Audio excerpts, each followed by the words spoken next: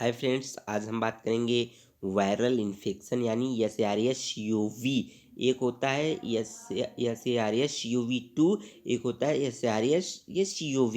इन्हीं दोनों बारे में पढ़ना है। हमारे सिलेबस में जो फार्माकोथेराप्यूटिक्स यूनिट सेकेंड है, इन्हीं यही दो पढ़ना है इसमें।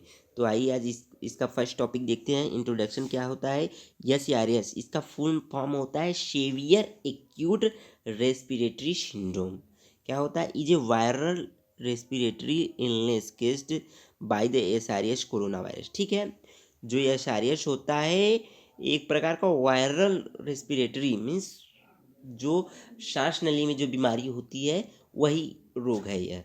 Bye the SARS corona virus के द्वारा होता है। ठीक है, द एसारियस आउटब्रेक अकर्ड इन 2002, यानी जो एसारियस है 2002 में आया था। ठीक है, 2002 या 2003 में, ऐसी mainly in Asia but cases were also reported in other parts of the world. ठीक है, मीन्स एशिया में 2002 और 2003 के बीच में यह आया हुआ था, किंतु दूसरे देशों में भी यह इसका मतलब रिपोर्टिंग हुआ, इसके पेशेंट मिले।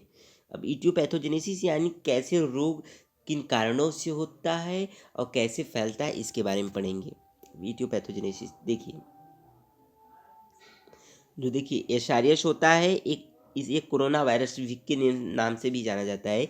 Is primarily transmitted through the close person to person contact. ठीक है, जो एसारियस है वह एक व्यक्ति से दूसरे व्यक्ति में फैलता है जो एकदम क्लोजली कांटेक्ट में रहते हैं। ठीक है, such as a respiratory droplets produced when an infected person coughs और स्नीज। ठीक है, कैसे बनता है, जब कोई संक्रमित व्यक्ति खास खांसी आती है, जब किसी संक्रमित व्यक्ति को खांसी आती है या वह छींकता है, तब उसके ड्रॉपलेट्स दूसरे पर्सन में दिखाने लगते हैं। The virus can also be transmitted through contact with contaminated surface और ऑब्जेक्ट। और जो वायरस होता है, जैसे आप दरवाजे के हैंडल पकड़ें, अगर कोई इन्फेक्टेड व्यक्ति है दरवाजे का हैंडल पकड़ा तो वायरस वहाँ पे भी पहुँच जाएगा, और अगर दूसरा अगर स्वस्थ व्यक्ति है उसको टच किया तो उसको भी फैलने लगेगा। ठीक है, then it binds to angiotensin converting enzyme receptors on the surface of cells in the respiratory tract. This allows the virus to enter and infect the cells. कैसे होता है, देखिए, अगर वायरस शरीर में, मतलब virus entry into the body, शरीर में एंट्री किया, ठीक है, तो यह सेल पे रिसेप्टर मीन्स बाइंड करने लगेगा एंजियोटेंसिन कन्वर्टिंग एंजाइम के थ्रू। ठीक है, और हमारे कोशिका जो हमारी सेल्स हैं बॉडी की, उसको इफेक्ट करने लगेगा, यानी उसको इन्फेक्ट करेगा, संक्रमित करने लगेगा। The virus replicates and produce more SARS-CoV particles. ठीक है, जो वायरस है हमारे शरीर में जा कर के कोशिकाओं को इन्फेक्ट करेगा और वहाँ पे और SARS के पार्टिकल्स, छोटे छोटे कण बनाने लगेगा। This process leads to damage the inflammation in the respiratory tract. और इसी के कारण हमारे जो रेस्पिरेटरी ट्रैक्ट है, यानी जो भी सांस लेने की जो रास्ता रूट है, वहाँ पे इन्फ्लामेशन होने लगता है, which can result in pneumonia and other respiratory symptoms. ठीक है, जिस जो कि निमोनिया और दूसरे भी जो रेस्पिरेटरी सिम्टम्स हैं उसका कारण बन जाते हैं। ठीक है, तो देखिए बात यहाँ तक इसकी हो गई। तो आखिर कैसे पहचाना जाए कि यह SARS-CoV हुआ है, तो उसके कुछ साइन एंड सिम्टम्स हैं। देखिए, जैसे फीवर, अगर किसी व्यक्ति को बुखार आ रही है तो CoV कोविड का भी लक्षण हो सकता है।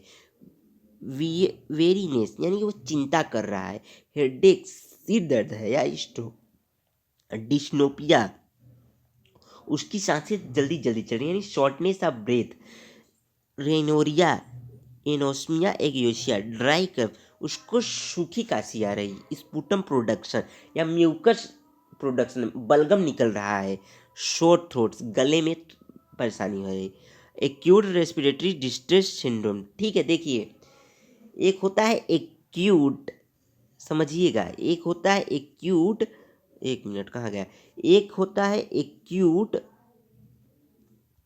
और दूसरा होता है क्रोनिक।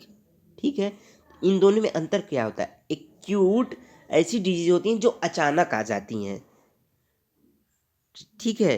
एक्यूट ऐसी डिजीज होती हैं जो अचानक आ जाती हैं, जैसे एक्यूट रेस्पिरेटरी डिस्ट्रेस सिंड्रोम, यानी श्वसन में थोड़ा सा डिस्ट्रेस हो जाता है, वो अचानक हो जाता है। और जो क्रोनिक होता है वह मतलब लंबे समय से, लॉन्ग टर्म, जो लंबे समय से चला आ रहा है उसको क्रोनिक कहते हैं। जैसे देखिए हार्ट अटैक होता है वो एक्यूट डिजीज है, अस्थमा जो है क्रोनिक है, वो लंबे समय से रहेगा। यही है, एक्यूट मीन्स अचानक और क्रोनिक मीन्स लंबे समय से चल रहा है, ठीक है। ठीक है, लिम्फोपेनिया, एक्यूट कार्डियक इंजरी, अचानक कार्डियक में घाव बनने लगता है। न्यूमोनिया होता है, पुअर एपेटाइट यानी भूख में कमी होने लगती है, डायरिया होने लगता है, ठीक है। इसके ट्रीटमेंट की बात करेंगे, यानी फार्माकोलॉजिकल मैनेजमेंट मीन्स दवाओं से कैसे इलाज किया जाता है एस आर एस सीओवी का। तो देखिए रेमडेसिविर, फेविपिराविर, सेम देखिए अगर वायरस के कारण हो रहा है तो एंटीवायरल ड्रग जरूर यूज होगा। हाइड्रोक्लोरोक्वीन, एजिथ्रोमाइसिन, लोपिनाविर, ठीक। अब नॉन फार्माकोलॉजिकल मैनेजमेंट की बात करें तो नॉन फार्माकोलॉजिकल बिना दवाओं के कैसे ट्रीट किया जाता है? तो public health measures such as a vaccination, मतलब लोगों को वैक्सीनेशन जरूर कराया जाए। सोशल डिस्टेंसिंग मतलब दूरी, एक दूसरे से दूरी बनाए रखी जाए। एंड वियरिंग मास्क, हमेशा मास्क पहना जाए। Which remain the most effective means of preventing the spread of viral disease, जो कि वायरस को फैलने से रोकेगा। Take the balance diet and regular practice of yoga and exercise is very important. अच्छी भोजन खाएं और रेगुलर योगा करें और एक्सरसाइज करें।